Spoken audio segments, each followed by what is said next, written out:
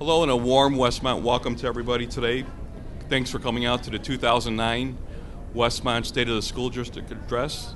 We are pleased to have the presentation for both Marker and Community Unit School District 201 today.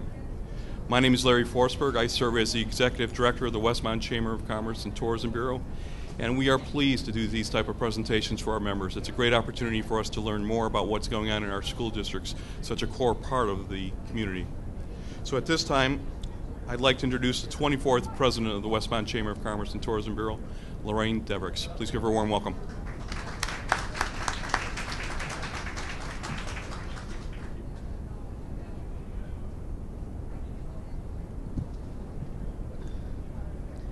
Good morning.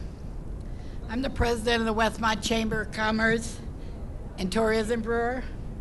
On behalf of the Board of Directors of the Westmont Chamber of Commerce and Tourism Bureau, welcome to the 2009 State of the School District Address for Marker School District 60 and Community Unit School District 201. The Chamber is glad to have each of you here today.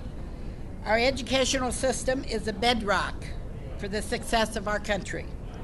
Participating in this presentation is a clear demonstration that we all share a sincere interest in the success of our students, our school system, and the village of Westmont. Thank you all for attending. We will present the State of the School District address immediately following lunch. At the conclusion of the presentation, time will be provided to take questions from the audience. So please hold all questions until that time. At this time, we have acknowledgments we wish to make. First, let us recognize our guest speakers for making this presentation today.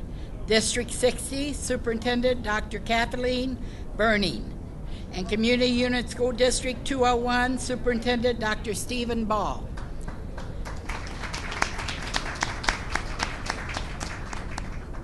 Thank you both for sharing your knowledge, your time, and the insight with the audience.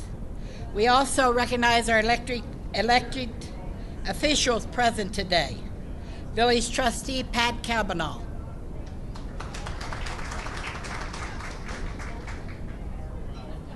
Village Trustee Sue Seneca. She's not here? Okay, sorry about that. And we have Village Manager Fred Kimball.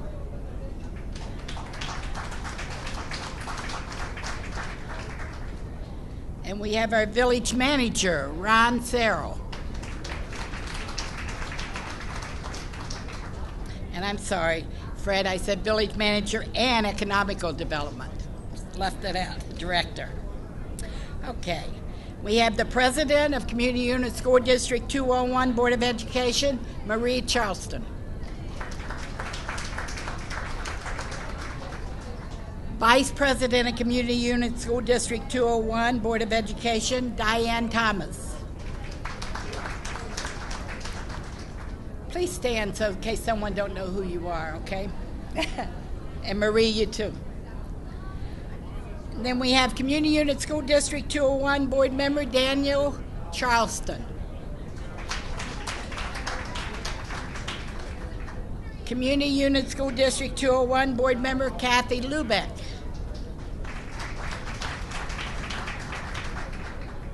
And Community Unit School District 201 Board Member Joel Price. Westmont Library Board Trustee Elaine Carmichael.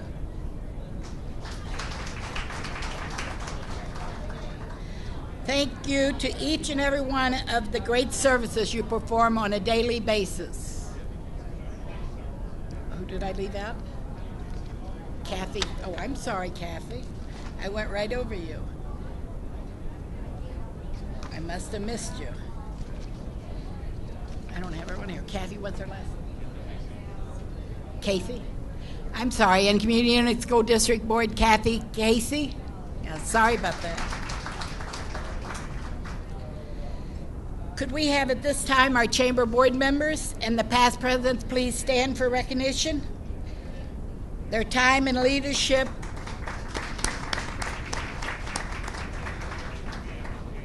their time, leadership, and support of Chamber activities that help enhance our community. At this time, I'll ask Larry Forsberg to come back up and announce the Chamber Gold and Silver members.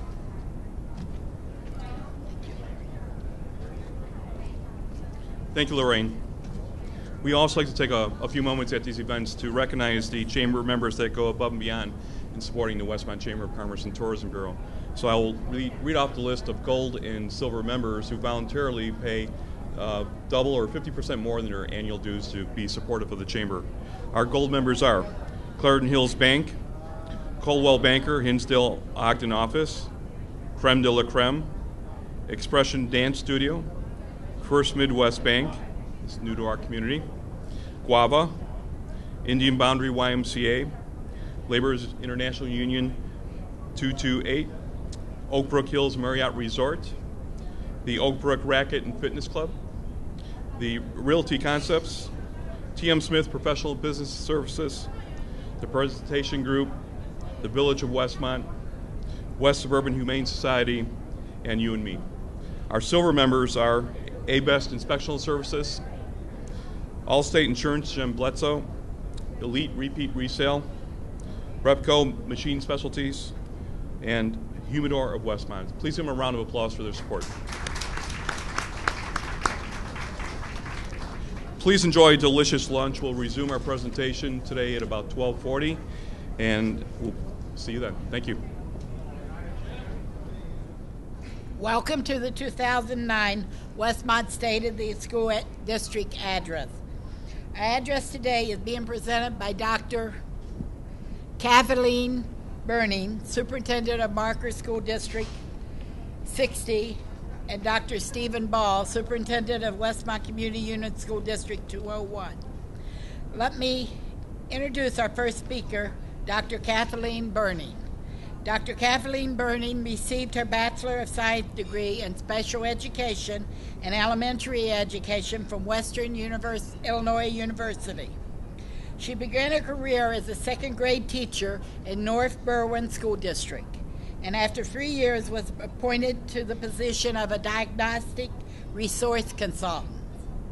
She became principal of Glen Westlake Middle School in Lombard District 44. After 7 years, was promoted to assistant superintendent for instructions. In 1995, she received her doctorates in education administration from Roosevelt University. In 2006, was appointed superintendent of Barker School District 60. Dr. Burning, broad background in special education and curriculum development, is renewal and currently leading the Marker School District. Please recognize our Dr. Burren with a warm Westmont welcome.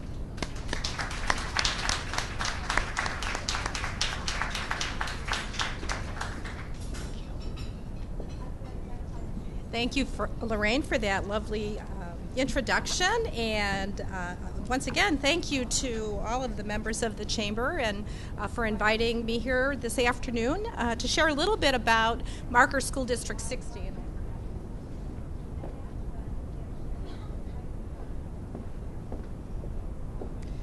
As Lorraine mentioned, I have been superintendent in Marker District 60 since the 2006-2007 school year, and it's really hard to believe that I'm starting my 4th year here this year. And it's been just a tremendous experience. Marker is a wonderful elementary school system that is seeing some very positive results with its students. We have a wonderful faculty and staff that work together as a team to make our educational program the absolutely best it can be. So we're very, very proud of that, and proud of the people that work with us, our families, and our community as well. So what I'd like to do is just spend a very few minutes reviewing for you some of our successes as well as some of our challenges over the course of the coming years. And then I believe at the end and after Steve's presentation, we'll be able to answer some questions that you might have. But first of all, let's take a look at the Marker District school system and some facts about it. We serve preschool through kindergarten age students and are actually a little bit unique in that we don't necessarily belong to one particular community. We belong to portions of 5. And of course, our largest portion is made up of students from Westmont, south of 55th Street. And then we also take in portions of Darien, Willowbrook, Hinsdale, and Clarendon Hills. Currently, we have 1,287 students, and I was mentioning to my lunch mates here at the table that we're down at about 150 students over the past 3 years, which back in the 07-08 school year, we had topped 1,460 students. That was our all-time high in the district. And one of the things that concerns us about the significant drop that we have seen is the fact that just prior to that drop in students, we had some projections made by a professional demographer that actually indicated that we were supposed to grow by about 500 students through the 2014 school year. And we had just begun having conversations about building onto our middle school in order to accommodate the growth that we were potentially going to see when the economy and the housing market took a dive, as we all know, and we believe has had a significant impact on that potential growth in our district. We have many homesteads within our community that are on large lots, 1-2 acre lots that have been for sale, that are not moving. And what we had seen in the past was that a number of those similar properties had been developed and subdivided and so forth. And so when we looked at that and worked with that demographer, we were looking at a significant number of additional students over the coming years. Our question now is, of course, that hopefully when our economy does come back and the housing market does come back, will we see that projected number of students? When might we see that projected number of students? How will we know they're coming? What will be the factors that we'll need to consider, and where will those students be, and how will we accommodate them? So we have 121 certified staff in total. We talk in FTE, full-time equivalents, in our schools, and so that equates to 113 and a half FTE or full-time equivalent certified staff. That would include all of our support personnel, psychologists, social workers, and administration as well. In addition, we have 85 non-certified personnel. That equates to 47.7 full-time equivalent staff. Marker District 60 is structured in what we call grade level centers. We have 3 schools, or 3 grade level centers, and they are structured to serve primary age students at home school, so preschool through grade 2. At Marker Elementary School, we have grades 3 to 5, and then of course Westview Hills Middle School has students grades 6 through 8.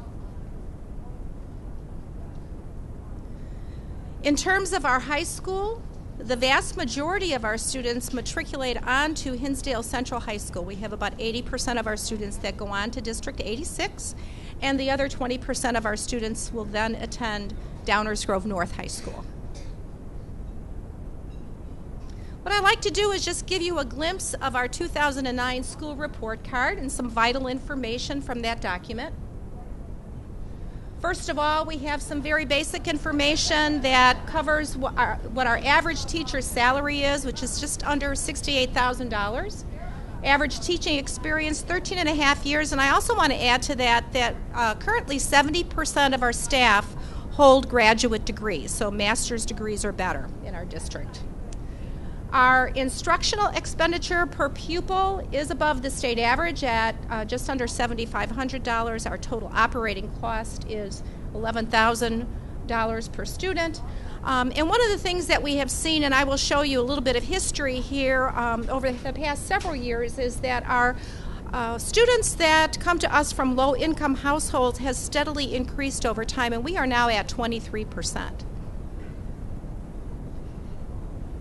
Here's a picture of our breakdown, our demographic information, our ethnicities within our district. Currently, our white population, we have just under 52%. And our next largest ethnic population is our Asian population, which constitutes about 22% of our students. And all in all, we're very proud to say that our student performance is quite good.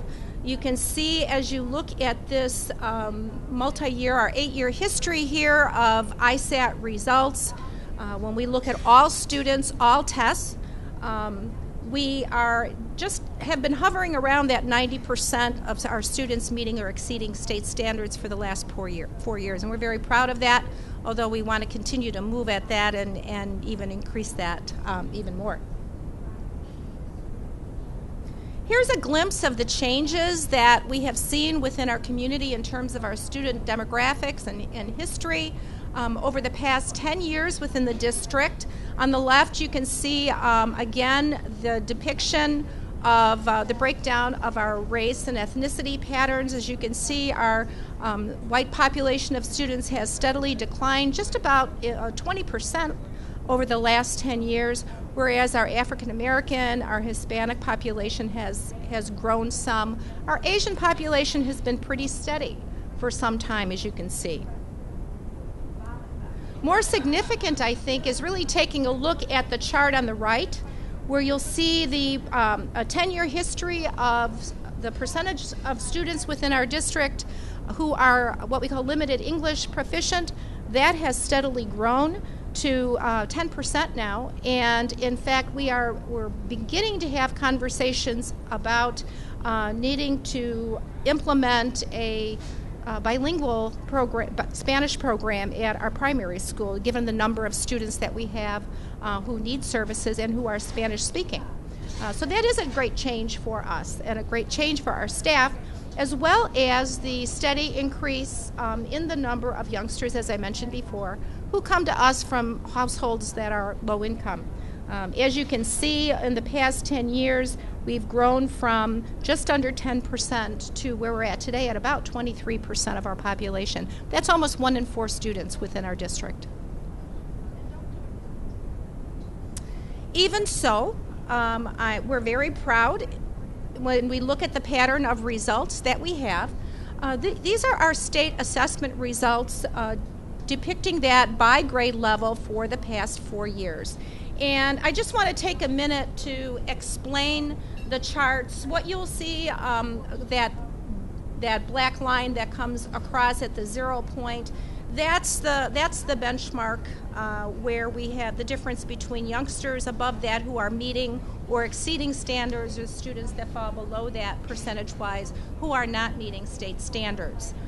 The green band are the students who meet standards, and the purple band are the students who exceed standards. One of the things that we look for over time is we really want to see the green shrink, okay? Of course we want to see the yellow and red disappear, and our goal is to have that purple band grow larger and larger over time. These are our reading results, and here are our math results. And I think you can see overall our students do indeed do quite well. That doesn't tell the whole story, though, because those previous results were not a comparison of students year to year. They're different groups of youngsters from year to year. So when you look at the 4th grade, the 4-year of 4th grade results, as an example, those are different groups of kids that we're comparing. So that's not really an honest comparison. Really doesn't tell the whole story about how well we're doing as a district, because we're not following the same students from year to year. So we translate that information to data that looks like this, and this is sort of just the tip of the iceberg. Our faculties go much deeper than this. But what we're looking at here is keeping track of a group of students as they move from year to year within our system to take a look at their progress. As an example, the upper left-hand chart are our 4th grade students. They're currently 5th grade students this year, but they took this assessment at the end of 4th grade. We now have 2 years worth of data on those students, so we can take a look at how they've progressed from one year to the next. And in actuality, typically we don't like to see lines go down. We like to see lines go up. But in this case, the lines going down is what we want to see, because we have a greater number of students exceeding standards and far fewer students not meeting standards. So that's the kind of result we want to see. On the other hand, if you look at our math chart, same group of students, there's some changes there that we have to watch. And of course, when we look at this information, the questions that our faculties ask when they dig into this data and they really start to take a look at the reasons why we're getting the results we are questions like, obviously, who are these students? What changes have occurred from one year to the next? Was there a high mobility rate? Did we have a number of students perhaps with special needs or unique needs that moved into the district? And what about the students who may have left us in order to give us, in order to see the results that we have? We want to take a look at that top chart and begin to take a look at what is it that we're doing well. We want to be consciously competent, if you will, and bring to the forefront the kinds of strategies and programs that we have in place that are being very successful. And then, of course, we want to uncover the issues that maybe are prohibiting us from making the progress we'd like to see. So that's the 4th grade cohort. Here's 5th grade, reading and math.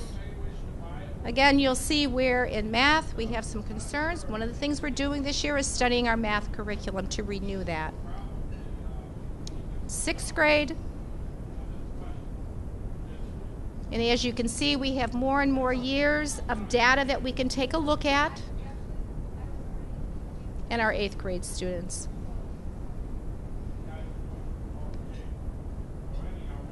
This, I think, is an interesting comparison. One of the other things that we like to do as a system is take a look at other school districts that are similar to ours in a variety of ways. So we can take a look at how well we're doing in comparison.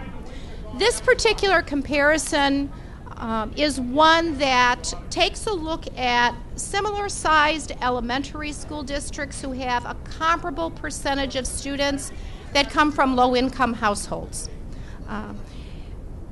We're very pleased with the results that we have here. Our graphs are in the very first part of the graph in front of the dark line that you see there, so that's very positive.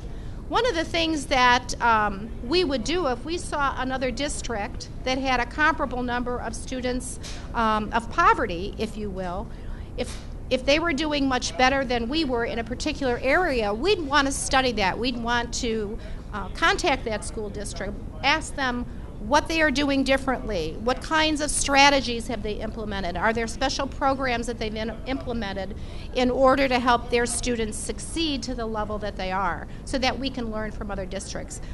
We're certainly not above doing that and stealing the best from the best. What I'd like to do is talk a little bit about the instructional initiatives that we have implemented in the district or in the process of implementing beginning last year and carrying on into this school year. First of all, we implemented last year a new research-based literacy program from kindergarten through the 8th grade level, and we're already seeing some very good results with that. We have implemented the positive behavior intervention and support process within our district, PBIS, which is promoting positive behaviors throughout our schools and looking at different parts of the school setting and reinforcing students for their positive contributions to the culture of our schools. We implemented a new balanced assessment system, so we're not only looking at that state information I showed you, we're also looking at other locally developed formative assessments, as well as some other tools that really help us take a look at more specific needs of students so that we can plan our instruction accordingly. We have a full-day second language kindergarten program this year in the district. We've also, in cooperation with our Teachers Association, extended the school day at Holmes Primary School by a half hour so that we can provide those students a comprehensive educational program. Holmes School probably had the shortest day of most schools in DuPage County. And as a result, our kids were being shortchanged in the areas of science and social science and health instruction. And so we've extended that now and have been able to add to our curriculum. We have implemented a new teacher evaluation system that again is research-based. Our math curriculum is currently under review, and we will be making a recommendation to our Board of Education for some changes for the coming school year. And we have put in place processes within our districts or within our schools to facilitate a professional learning community. Teachers working together to learn from each other. And our middle school is currently under study as well, taking a look at the components or characteristics of effective middle schools and evaluating which components we currently have in place and what are some changes that might improve our program for our students. Financial information. Well, as you can imagine, the vast majority of revenue that we have to work with within our school district, like most suburban school districts, the vast majority comes from our local property taxes. And in our case, about 84% of our revenue does indeed come from local property taxes. For the 09-10 budget, we have been in the process of spending down our capital projects balance. That fund, if you will, was granted to us, I would say, by our voters back in 2003. It was a construction referendum that was passed that built the Marker Elementary School that's right on the corner of 59th and Cass Avenues. And then we had some additional dollars within that fund in order to improve and maintain our buildings over a period of time. And we still have about $1.5 million in that fund remaining.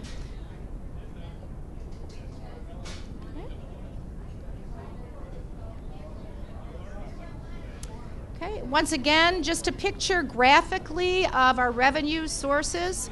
Again, you'll see the tax levy comes to about 84% of our revenues.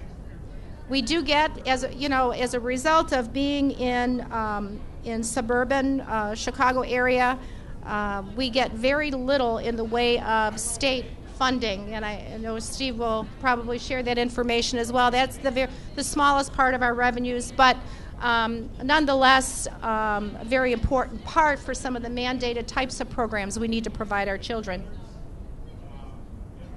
Here are our expenditures, if you will, and of course, we're a people operation. The vast bulk of our dollars are earmarked for fixed costs, primarily salaries of the people who work within our schools, and that comes to about 64%.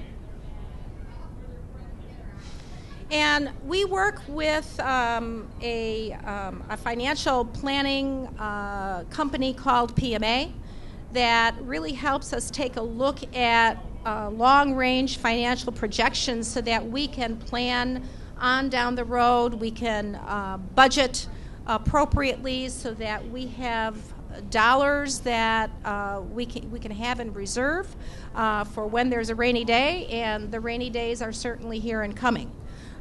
And what you can see here is beginning with the 2010 school year and projecting out to 2015 what the balances are in our various funds. And most important are to look at the two lines that come across this chart here. The red line shows a projection of what we anticipate our fund balance to be at the end of the year. That's the high point. And then the bottom line, which is of the biggest concern for us, depicts the lowest point of dollars that we would have within that fund at a given point during the year. And when that blue line dips below that 0 point right in the middle, that's when we actually cannot meet payroll and then may need to implement tax anticipation warrants in order to pay our bills, basically. And so for us, what we've been trying to do over the last few years is actually budget dollars into, for example, our working cash fund to try to build those reserves, because we know that, especially within the next year to 2 years, we're going to see a significant shortfall in our revenues. And so we have to save for that. And our attempt is to try to push that dip as far out as we possibly can over time. What are some things that we've tackled recently in terms of our buildings and grounds? Just this past year at Holmes Elementary School, which is our primary school, just general repairs and updates to the buildings, seal coating in all of our parking lots and driveways to maintain those. At Marker Elementary School, one of the major projects we had been involved with this summer had been the repair of building leaks that occurred as a result of some roofing issues in that particular building. We had some significant water leakage a year ago that left us with quite a bit of damage. And so over the summer we had to assure that we had a fix for that so that our instructional program was not interrupted the way it had been the previous school year. So that was a major project, and more to come on that in the future, because what we were able to do this summer with the time we had was really put together a temporary fix for that situation. And then at Westview Hills Middle School, we also had our athletic fields renovated, new roof put on the building, which was much needed, and then some other upgrades to the building as well. Major changes in transportation. We run our own transportation service, and we run our own food service, by the way. In terms of transportation, when we changed the bell time at the primary school, when we added a half hour onto the day, because we run our own transportation service, and we have 8 buses and 8 routes, and they're used for each building, we had to conduct an extensive study of all of the bell times at all 3 buildings to make sure that that schedule worked for our students. And so that was implemented this year. We have leased 8 new buses. This year, our old fleet was aging, and it was time to let them go and bring in new. We had a transportation advisory committee that worked with us to establish what we're calling a transportation decision tree. Previously, there was no definable, repeatable system for determining which students received transportation in our district, which students walked, how far they would walk to a bus stop or to the school. And there were some inequities in our district that we needed to correct. And so this particular committee that included administration and parents within the community developed a decision tree that established walk radius distances for our students, whether they were walking to a bus stop or walking to school.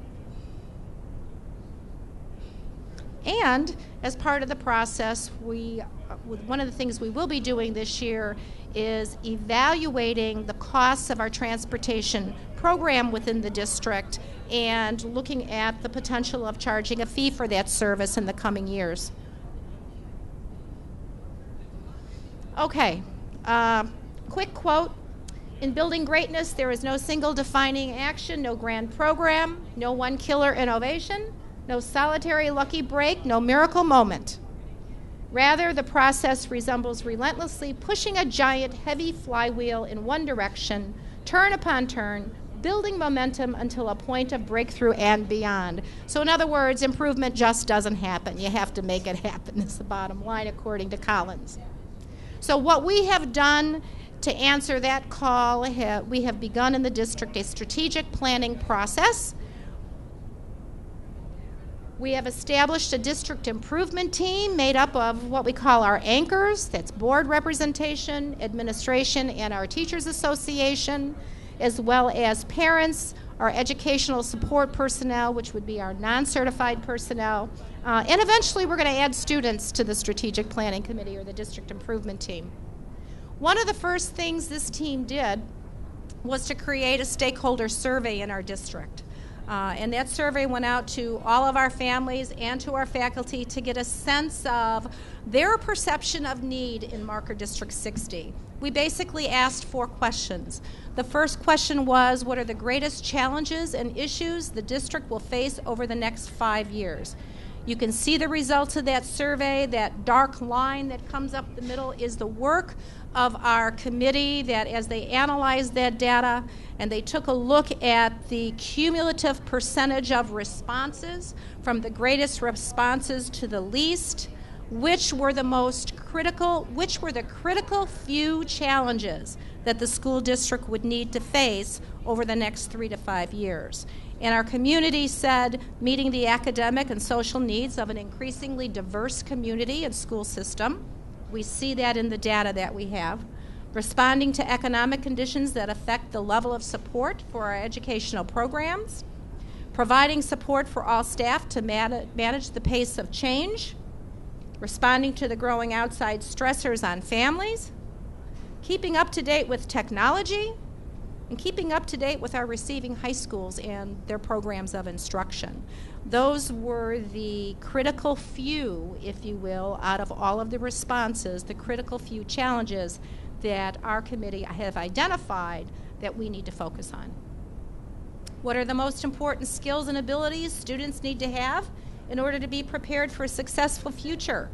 What's interesting, and when you look at the first 5 most critical few responses, you really don't see anything in there that speaks to reading or writing. Well, yes, you do. You see the communication skills with writing. You don't see math. You see other factors that are critically important, that are really skills that kids need to be successful not only today, but for the rest of their lives.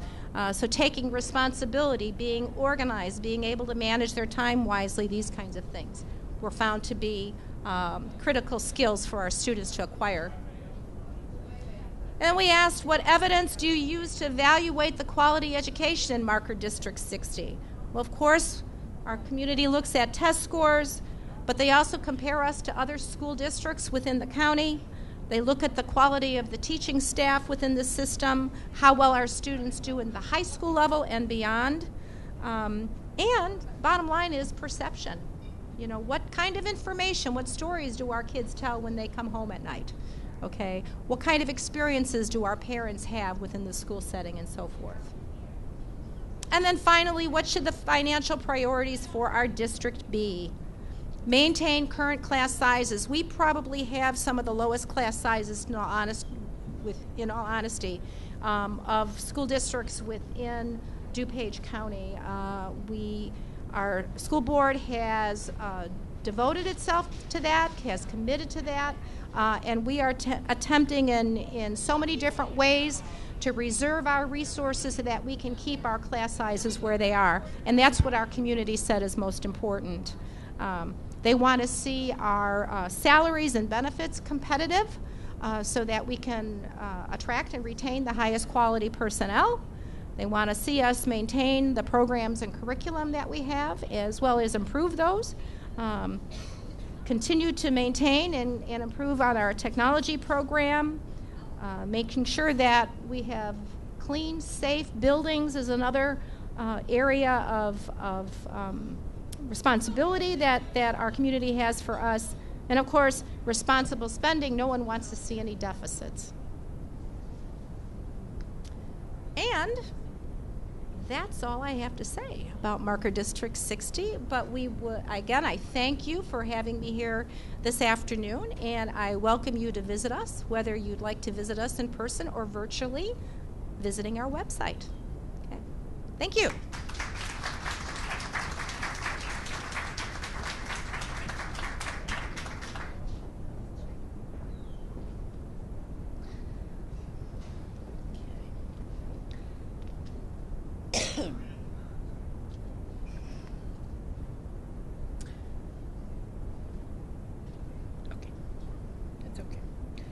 Our next speaker is Dr. Stephen Ball. Dr. Stephen Ball is Superintendent of School District, Community Unit School District 201 in Westmont. He has been in Westmont since 2005. Prior to coming to Westmont, Dr. Ball was a teacher, technology director, and a high school principal. He holds a BA in history from Loras College and a master's degree from the University of Iowa. He holds a doctoral degree from Northern Illinois University and Loyola University of Chicago. Dr. Ball also serves on the Chamber Board, member of the new Westmont Chamber of Commerce Education Foundation. In his spare time, Dr. Ball also writes and consults on a variety of topics, including the British Army and the American Revolution and education facility and technology planning. Please give a warm welcome to Dr. Stephen Ball.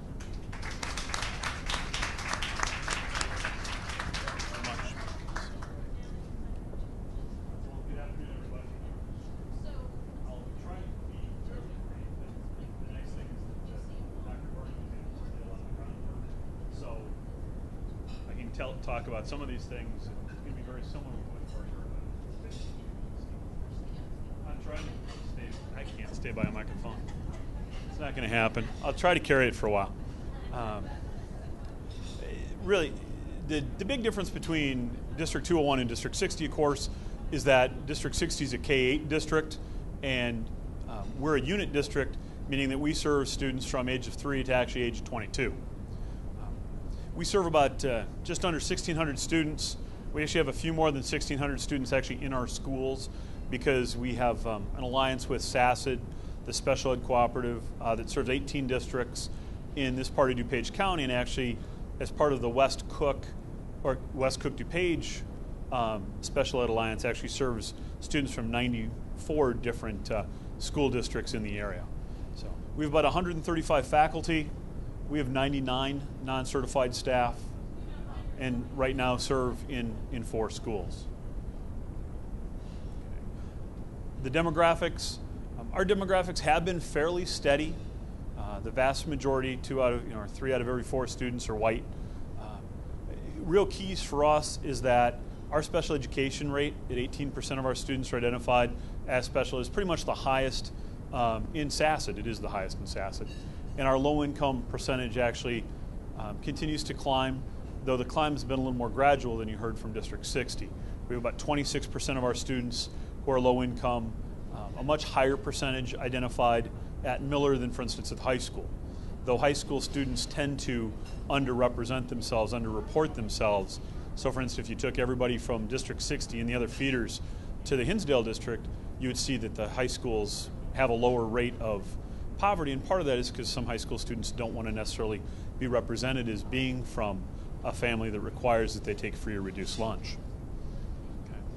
Our graduation rate has actually been fairly steady, about 93-94% the last few years, and our dropout rate is among the lowest in the county at 0.8%. For us, however, 0.8% in most cases is 1 or 2 students.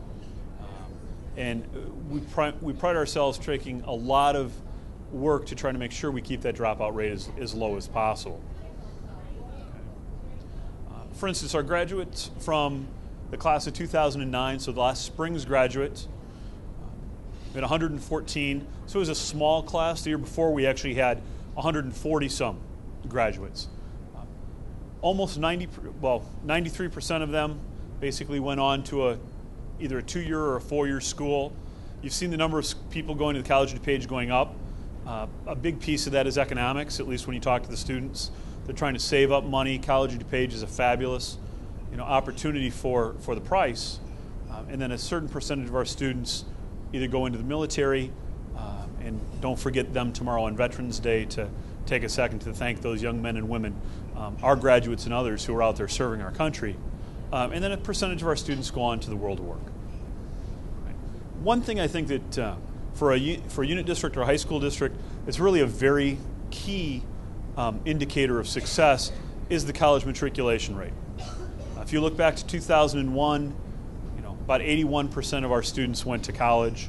The last 2 years, with 94 and 93% of our students have gone to college. And so that's something that Westmont High School has really worked on, trying to improve and try to get more opportunities for students to move on to college.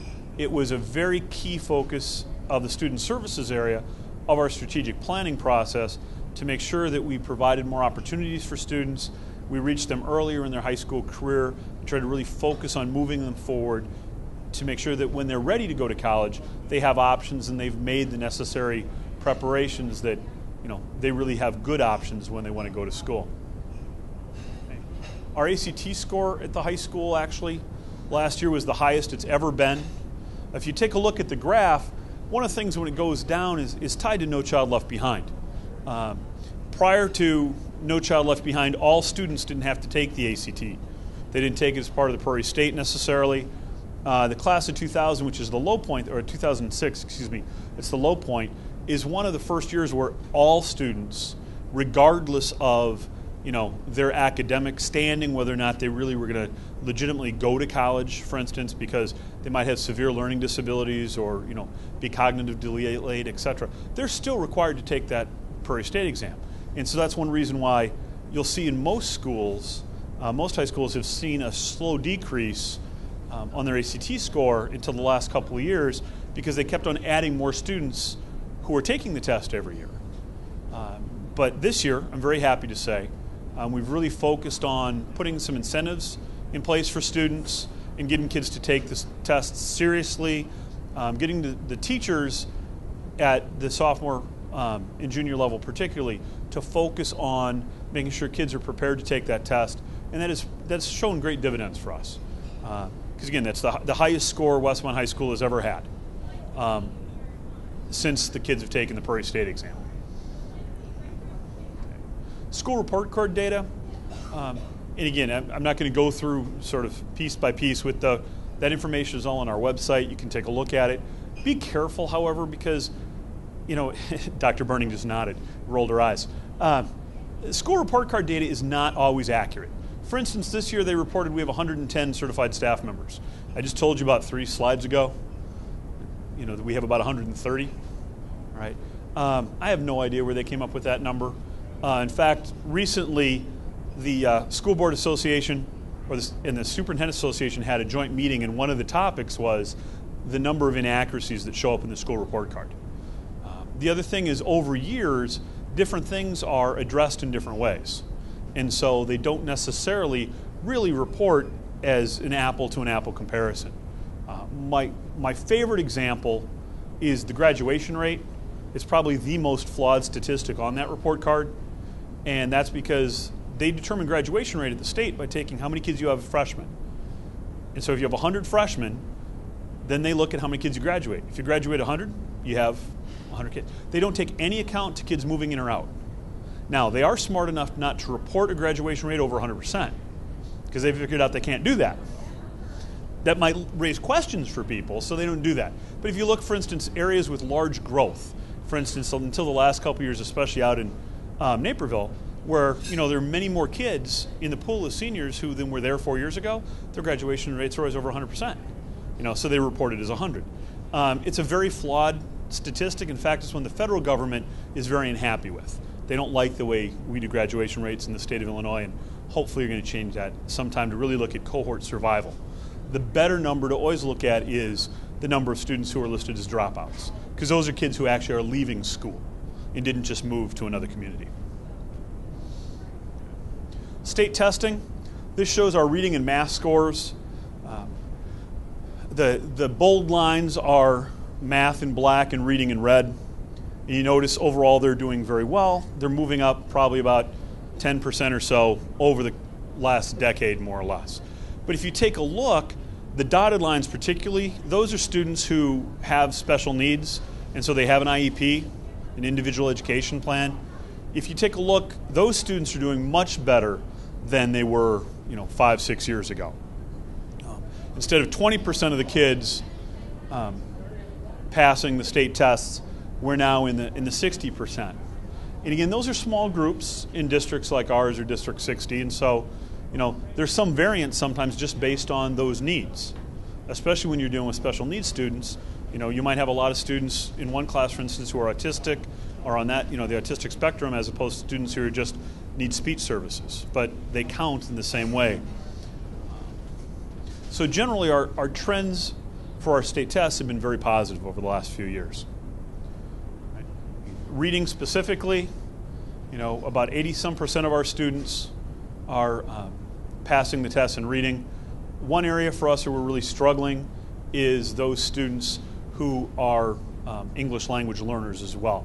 And so that bilingual group of students, you heard Dr. Burning speak about the fact that they're considering adding a bilingual program. We have done that. We actually did that last year for the first time because our numbers got to the point the state required that we add that program. So we do offer bilingual instruction in Spanish for some of our elementary students. Math, again, an area of concern for us. But if you look, for instance, over the last few years, we've done a very good job of closing the achievement gap between students who come from homes of poverty and the general populace. That's sort of the broken dotted line. And then the dotted line itself, again, the special ed students, we've made some progress. We dropped a little this year, but again, part of that may be the specific types of disabilities of students being tested from one year to another. Again, when you talk about student achievement, there are a whole lot of student achievement indicators that you really want to look at to be well-rounded. As I talked to one of the realtors, they like it when we give us the bullet points, and they can just compare number 1 to number 2. And boy, the newspapers love that because they can rank everybody then. But really, the Prairie State scores, that's one single, bullet point in what you should really do when you holistically look at how a school is doing. ACT scores are another. They're a little more accurate because a lot of students, especially when you have a large percentage of kids going to college, they do value the ACT piece of the test. Again, the Prairie State exam, kids don't necessarily take so seriously. Again, individual improvement over time, that's really the most important thing. Dr. Burning mentioned that as well, is we're taking a look through the MAP testing, measures of academic progress, which are an online computer adaptive test, where we can really track individual students over time of how are they doing. And then working with the principals, the teachers, the reading specialists, other people, to identify what are the necessary things for student A or B to improve.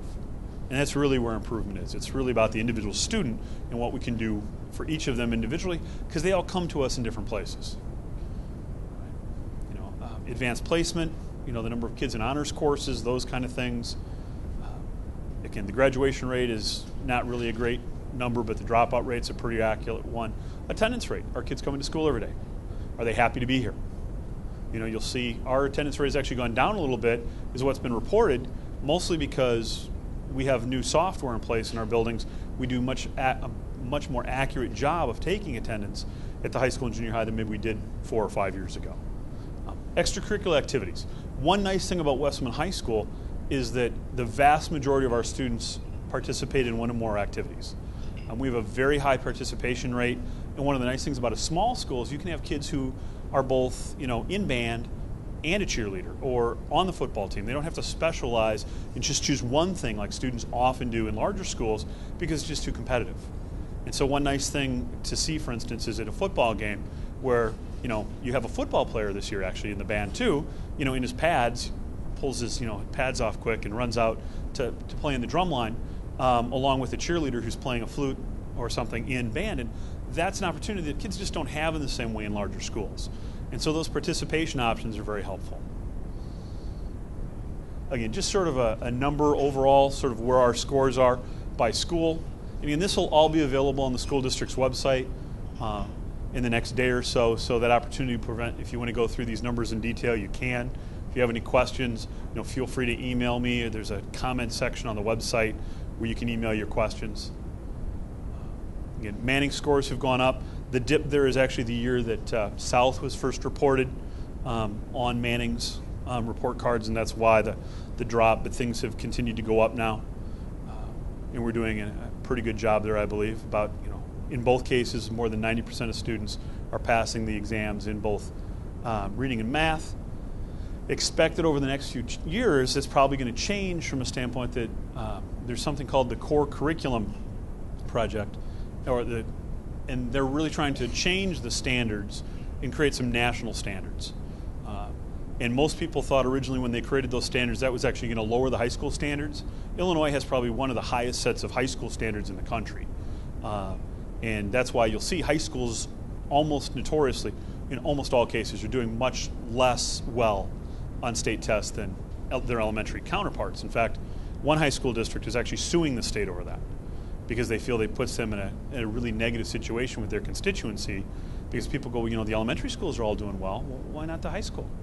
They're the same kids. Well, the tests are very different, and the criteria used are very different.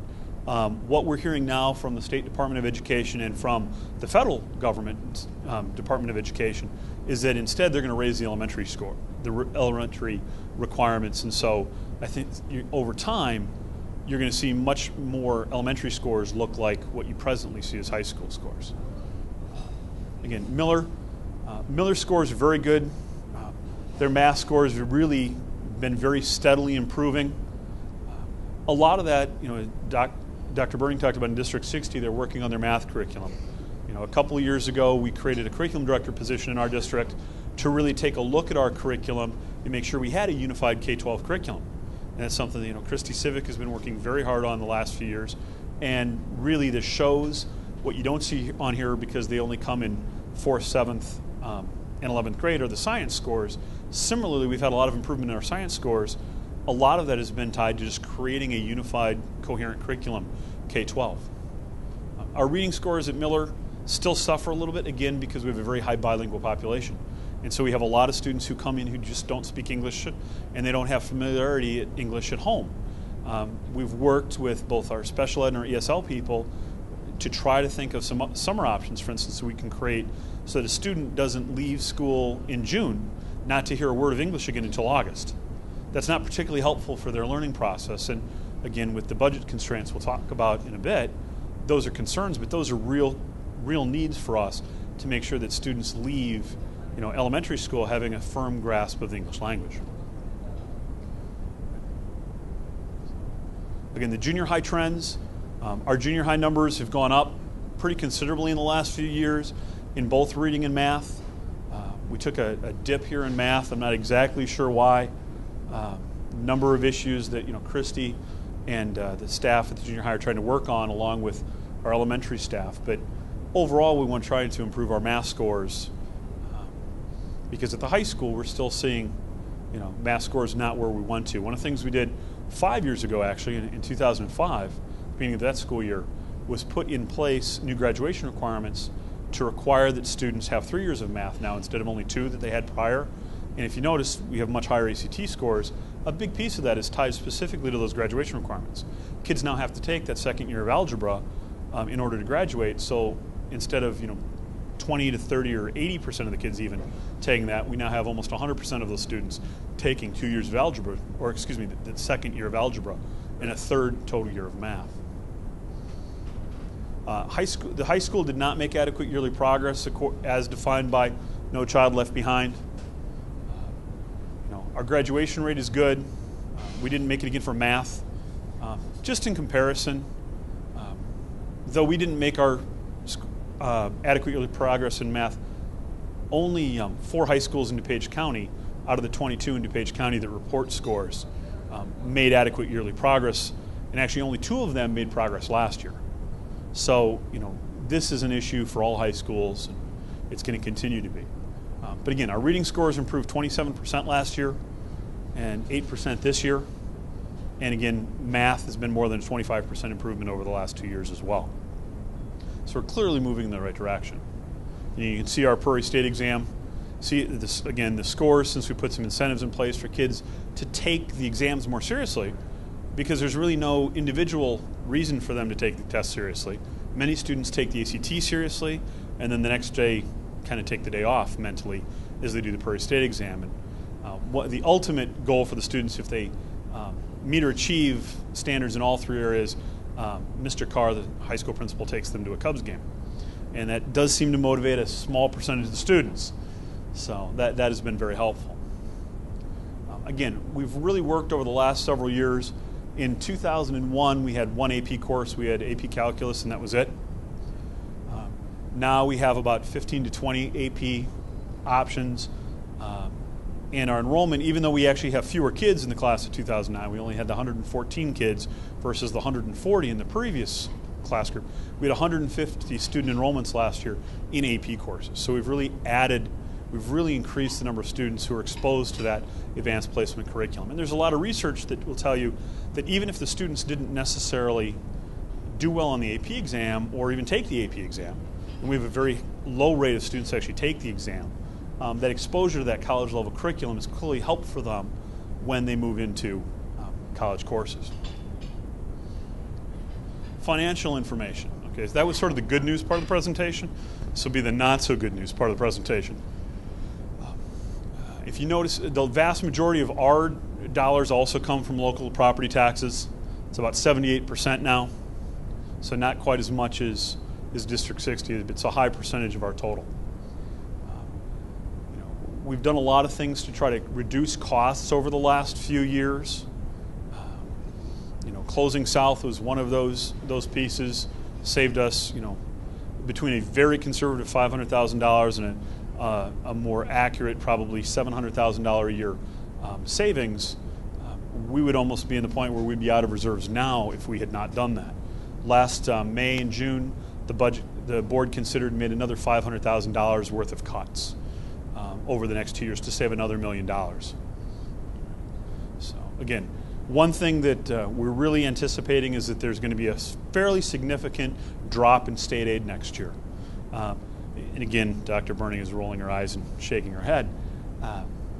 Never in the past have I heard that the school districts have talked about the fact that we really might cut general state aid. And that's been pretty much sacrosanct. No matter what, general state aid has always stayed the same or even gone up a little bit. The state superintendent is now talking about cutting general state aid. And so we're talking about a pretty cataclysmic situation for school finance in Illinois, especially as the vast majority of our employees are all unionized employees. And so there's not a lot of flexibility as there are in some other situations. In fact, Dr. Cook, who's the state superintendent, I won't read his quote verbatim, but clearly we have real concerns about the 2011 fiscal year, that we're going to be, without federal stimulus funding, which has been basically filling the budget gap in Illinois. He's very honestly not sure where he's going to get the money to fund education. So with that said, one of the other concerns we have is that our facilities are not necessarily the newest. Our two new buildings, the junior high and high school, were both originally built as open campus buildings in the 70s, and there's been a real desire, at least since I've been here, to close in the rooms in the high school and create real classrooms so kids don't have the noise and distractions that the open campus model provides. So we are still waiting actually for some money we asked for handicap accessible type improvements in 2002. We actually thought as part of the stimulus we were going to get those dollars for sure, but now they're sitting potentially in some litigation, so not exactly sure if we're going to see that money this year or not. We're hoping we will. And we're looking at a number of other ways to try to gather dollars through and access stimulus dollars through the federal government. We're working with a performance contractor to try to get out some energy savings dollars potentially, and try to see what we can do to improve our facilities. One of the things that the board did about 2 years ago as part of the strategic planning process was develop a facilities committee, some of whom you were members on that committee, and that report's been given to the board, hoping that the board, once they have figured out what they're going to do financially, will start to take a look at those recommendations. If you take a look, this is a very similar graph to the graph that District 60 has. It shows you where our fund balance has been. That black line is the end of year, the June 30th balance, and that's always buffered by the fact you get the first part of your property tax money for the next year in the year prior. So you get the money in June to start paying for the year in July. So the low point becomes that May 30th date, and right now, if the board does nothing different from either reduced programs or finds additional revenue sources, we will be out of money in May 2012. We'll actually be $1.3 million in the red at that point in time. So this board is now going to have to look at what can they do to further cut programs and cut expenses without having a negative impact on students. And we get these updates every January. Our concern is these are based on last year's January 9 numbers. As I mentioned earlier, we don't really know what we're going to really be short from the state this year. You know, they funded us late about $300,000 or so last year. We're anticipating being $300,000 sort of in the red this year. But in reality, you know, we don't really know what the state is going to give us. And so until we have those final numbers, it could be much more significant than that. And that's why, you know, this is a very concerning number.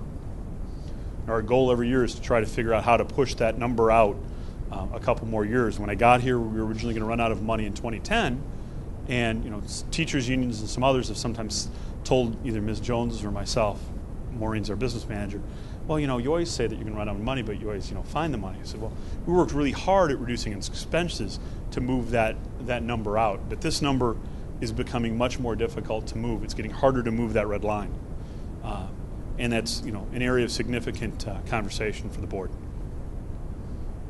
Again, facilities concerns, you can read them all there, but our buildings are aging. Through the 80s and 90s, there wasn't much maintenance to the buildings in a proactive sort of way. It was just really a repair kind of thing. We've worked on, part of the strategic plan was putting together sort of a 5-year plan for making some maintenance improvements, and we've done some of those things, but again, we're in the situation now that some of these buildings just are almost 100 years old and need some pretty significant change. Some of the new programs, one thing that we've done starting in the spring here that I'll highlight is we've moved our math accelerated program for gifted students down to 3rd grade instead of just 4th and 5th grade. And that's really important because as we do that, I mean, that's really how we're going to improve our math scores at the high school. Now, some people may not be that patient, but really changes we're making in 3rd, 4th, 5th grade are very important long term to provide students who are really ready to have a robust high school curriculum. And that does take time, back to the quote that Dr. Burning ended with. Online credit recovery, really trying to expand some of the support options we had for students. The online software that we're being able to purchase is actually coming through federal stimulus money, and that's going to allow students to not only access those materials in school with teachers, either individually or with large groups, but also ultimately at home, and they can work with it with their parents as well. Class sizes, unfortunately, because of the financial situation we are in, the board this year determined not to split one of our primary classes, and so our class sizes have gone up this year at the primary level, meaning K2. Prior to that, we've kept the numbers under 25. This year, we have some classes that have 26, 27 in them. We're still trying to keep our intermediate grades at less than 28, and at this point, we've been able to do that. Just some of the recognition kind of things. Point out a couple of things. The Westmont High School cross country team, the boys team, actually placed 4th in state last weekend. The girls volleyball team actually were their regional and sectional champions, but unfortunately they lost their super sectionals last week. All of our teachers, 100% of our teachers are highly qualified under No Child Left Behind, and that's again something we're very proud of. So some items that are on the horizon. There's the full implementation of RTI, or response to intervention, which really requires that classroom teachers provide a wider range of differentiation of instruction to individual students, again, based on their individual needs. We take part of that from those MAPS tests we talked about and other different diagnostic tests we use to try to make sure that every student is getting the best education possible. Potentially, the board's going to act hopefully shortly on the facilities committee report and take a look at that as they look at also our financial situation.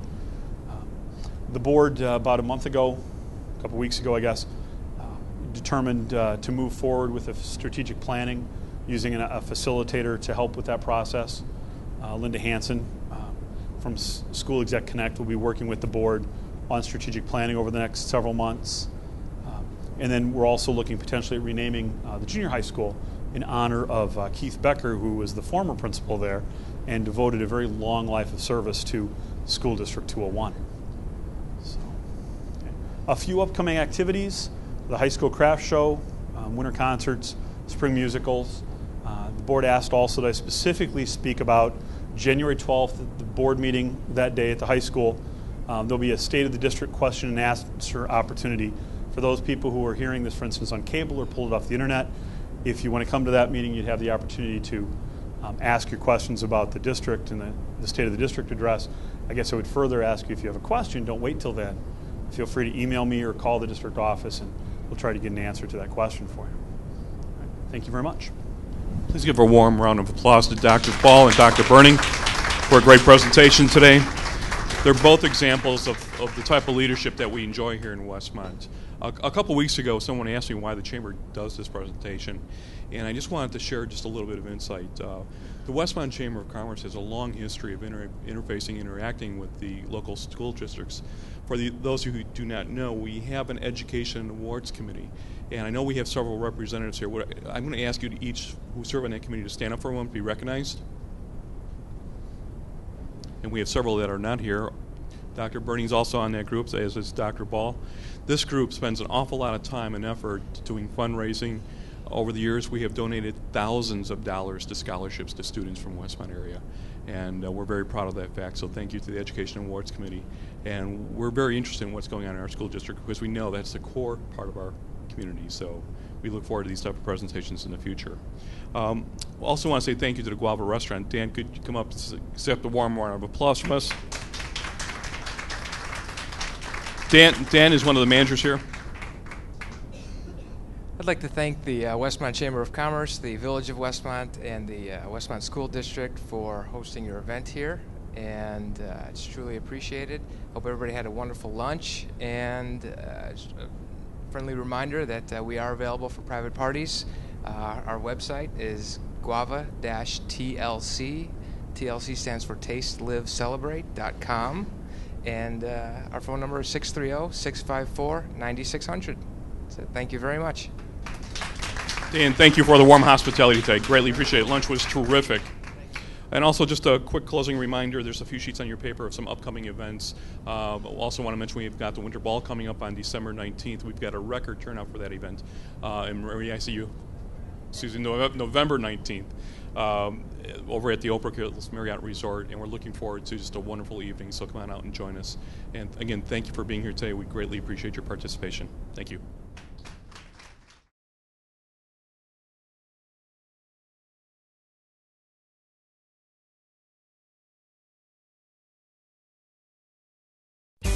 On April 1st, 2010, our nation will be counted. Every person, whoever they are, wherever they live. And what we learn will transform what we know about ourselves. The 2010 Census. It's a new portrait of America. The 2010 Census is an exciting milestone for America. It promises to deliver accurate information about our diverse and growing population. And it's important for the future of every community. Census data will be used to allocate over $300 billion in federal funds every year. The 2010 census will be important to the nation because it is the foundation of our democracy. The census, no matter when it is the consummate partnership between local, state, and federal government. Communities use the data to plan for their future, like disaster and emergency services, healthcare services, schools, transportation, libraries, senior centers, and more.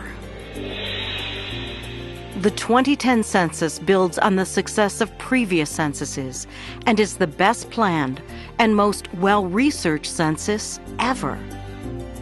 And innovations, like a new short census form, will help to make it even more successful. The 2010 census, it's easy to complete. Data are always confidential and safeguarded. It's important.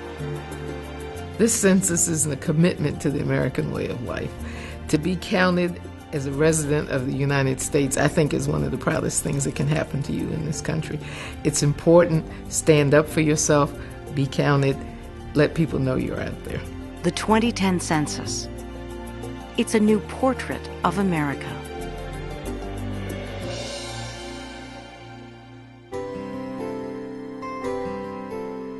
photograph,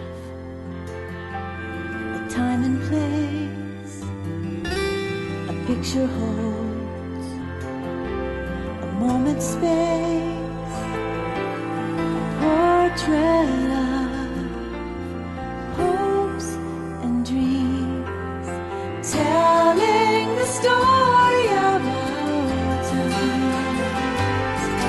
And for now we know that we're changing fast, and for now it's clear that we've left the past. America, let's celebrate, we're proud and we stand tall together, a portrait of us all.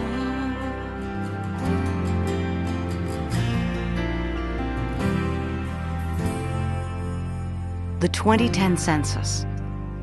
It's a new portrait of America.